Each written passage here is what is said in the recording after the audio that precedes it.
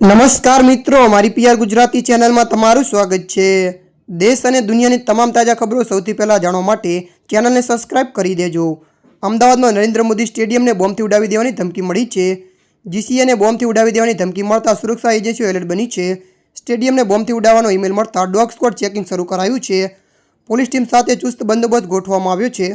પ્રાપ્ત વિગતો મુજબ આ અંગે મીડિયા સાથેની વાતચીતમાં સિનિયર આઈપીએસ અધિકારીએ જણાવ્યું હતું કે આ ઈમેલ પાકિસ્તાનના જેકેના નામનો મળ્યો અને એક લાઇનમાં we will blast UR stadium લખેલું છે।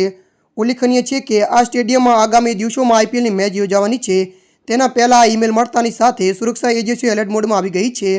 ઓપરેશન સિંદૂર વચ્ચે નરેન્દ્ર મોદી સ્ટેડિયમને બોમ્બથી ઉડાવી દેવાની ધમકી મળતા પોલીસ કાફલો સ્થળ પર પહોંચી ગયો છે અને સઘન તપાસ હાથ ધરી છે।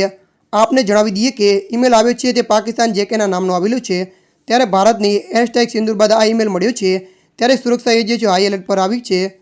ત્યારે મિત્રો હાલ માટે આટલું, મળીશું નવી અપડેટ સાથે। જો તમને અમારો વિડીયો પસંદ આવે લાઇક શેર અને સબસ્ક્રાઈબ કરી નાખજો। ધન્યવાદ।